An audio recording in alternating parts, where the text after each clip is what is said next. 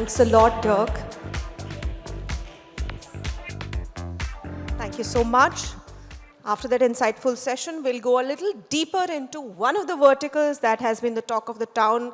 Newspapers has been talking about it. So for a session on AI-powered semiconductor design and manufacturing, I'll invite Dr. Kolja onto the stage, please. Can we have a warm welcome for Dr. Kolja?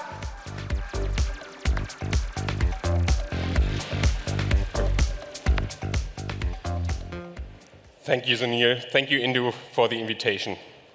It's a pleasure for me to speak now about AI-powered semiconductor design and manufacturing. And we heard already a lot about how industrial AI is changing the industry. We heard now from Dirk about the building blocks. But now I want to talk about an industry which is actually the foundation of both, the semiconductor industry.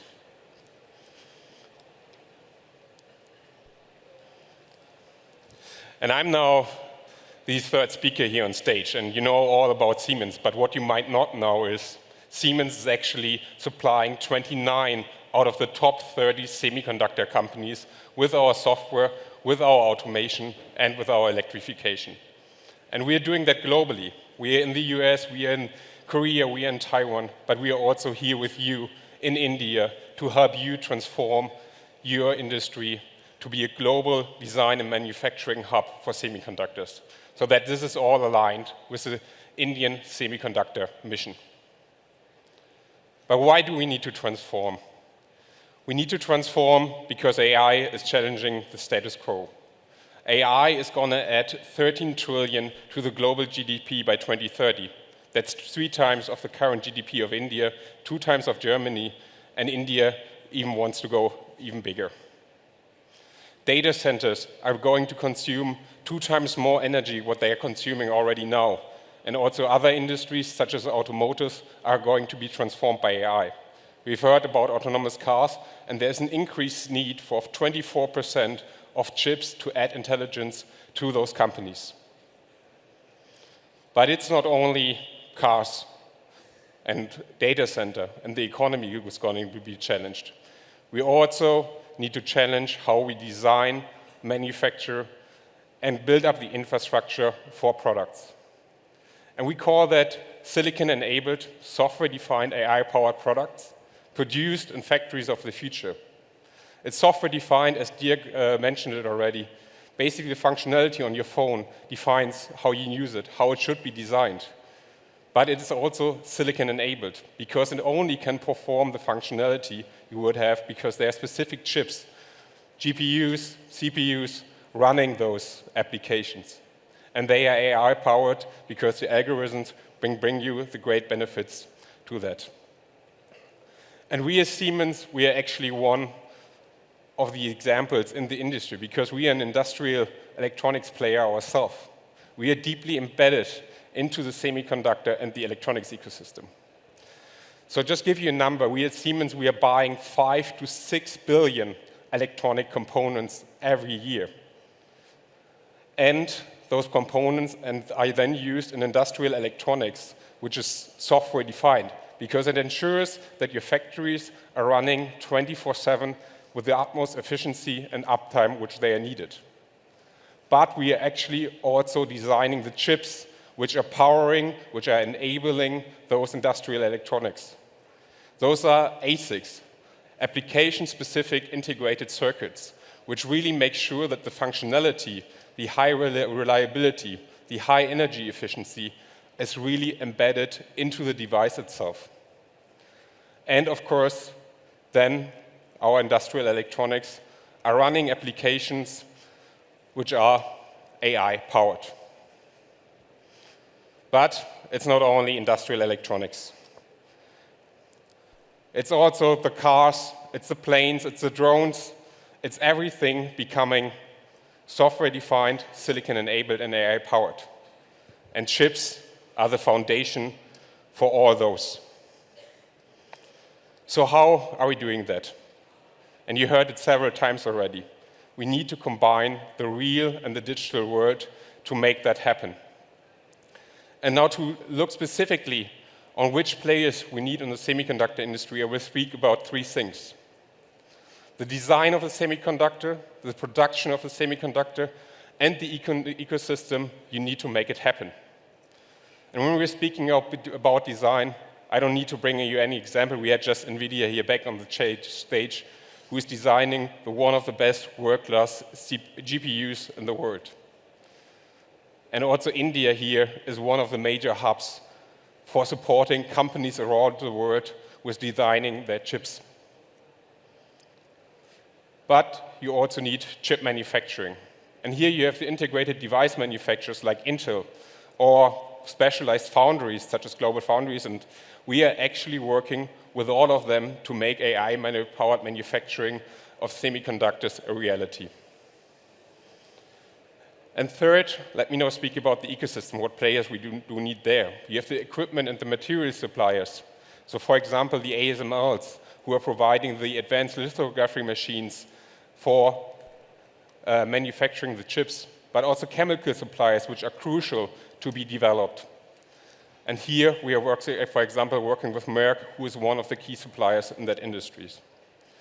And the foundation for that all is a very strong R&D and industry collaboration. There are great research institutes out there, like the IMEC, for example, in Belgium, who is basically defining the roadmap ahead for the next decades, what the semiconductor industry shall do. So now, let us make this a bit more tangible. Let us look at the first thing. Let us look at the design of semiconductors. And the design of semiconductors is becoming increasingly complex. It's not only about that you get smaller node sizes, so kind of the smallest structure in the chips getting smaller and smaller. You're also now stacking multiple chips on top of each other. You're stacking them next to each other. And this is increasing complexity. This is increasing cost. And finally, you need a lot of talent to do that, because this complexity of tasks, a lot of engineers need to work on. And I mentioned before, we are now speaking about silicon-enabled, software-defined and AI-powered systems. So all decisions need to be taken at the beginning of the stage. So if you're thinking about the system performance of a chip, of even the whole PCB board, the energy efficiency, you need to take the decisions up front. Even sustainability considerations, circularity considerations, what happened when the chip comes towards the end of life need to be taken at the beginning. And to make that really work, you need to have a continuous digital thread with a data backbone behind it. And we are utilizing AI for all of those steps in the design process of chips. And we heard it before, we are one of the #1 player in industrial software, and we are one of the only ones in the world who have industrial design automation software to design these chips. We are one of the top 3 players here in the world. And with this software, we can start with the design of the software itself, which run on the chip, and go back to the electronic system. And in between all steps, we need to really define a functional IC. But also the software industry needs to transform. Because with the increasing smaller node sizes, engineering months go up to 50 to 80%, depending what chip you are designing. There is a lack of talent estimated by 2030 in the semiconductor industry of 1 million. And a lot of this talent is here in India. But even with this great workforce we are having, we also need to improve our software. We need to automate our software even more. It needs to be AI-powered with industrial-grade agentic AI. And we are working on that to make our software do that. And let me give you now 2 examples for that. For design verification with Quester 1, we achieved now a 10 to 100 times improvement to reduce manual test needed. And it also reduced the simulation time needed. You also need to verify chips physically so that they do exactly what you instruct them to do. And with Calibre Vision AI, we achieved a 2 times increasement in productivity so that you can identify design violations, prioritize them, and fix the ones which are critical the most so that you have a running chip. And why is that so critical? And we heard a lot about this consumer electronics already. So if there, maybe your processor needs to restart, but we are speaking about industrial-grade products. We're speaking about cars, we're speaking about planes. And here you don't want your chip to fail. And that's why in those applications, you need to do a very strong physical verification case. So that was number one. Now, the second part of it, for having a digital thread ongoing, you need a strong data backbone. You need to have the data curated, because in semiconductor design, you have a lot of disciplines touching the data and working and collaborating together. You have the software engineers working together. You have the IC designers working together. You have the system engineers working together. All need to work on the best data available. And here, the data needs to be curated, and it needs to be ready to use. But actually, more often 60% of the companies are using 5 or 6 PLM systems to manage their data. And that cannot be if you want to have industrial AI working, because you need to have your data curated and managed, because it's not allowed to hallucinate and to do any failures. And here, with our PLM solutions, we make sure that you accelerate your new product introduction, you manage your design data, but then you hand it over to manufacturing. So let me now talk about the manufacturing, the production of integrated circuits. And here, you see a lot of semiconductor plants currently being built in the world. 55% are currently in operation in Europe, and the Indian semiconductor mission, 10 projects are already announced and upcoming. So in order to transform here the Indian ecosystem as well, you need to transform how we produce semiconductors. And how are you doing that? Of course, we have seen that before. You first need to virtually simulate your factory. So you need to simulate how you operate it. And as DXC said, we eat our own dog food. Because I won't now bring you an example from the industry, because it's kind of secretive how they handle their manufacturing operations. But what we actually achieved in our electronics work in Erlangen, which is an industrial electronics factory, the site has 1,200 employees. It has 36 variables which need to be optimized, the production sequences, the buffer sizes. This results in more than 1 billion of potential options and correlations. And at the same time, you also need to optimize for sustainability. And we are really proud that we achieved here 17% in material savings at peak load times. So we now have planned our fab virtually, but you also now need to engineer the system. And the automation and electrification engineering in semiconductor plants is very important. We call that facility monitoring and control system, because it defines the water consumption, it defines how chemicals are being used in the plant. And if this supply stops, and if the power stops, the whole semiconductor plant stops. And if you have, you know, the prices now of chips being spiking, that's a huge loss for the industry. So you need to make sure that this facility monitoring and control system really works perfectly. There are sometimes more than 30,000 assets who need to be engineered and to be connected. And you can do that all with Industrial Copilot for engineering. You can automatically create your controller code. You can interact with the system in natural language and therefore achieve high efficiency, and you have code which can be readily deployed across factories, across semiconductor fabs. And that's where data standardization comes in.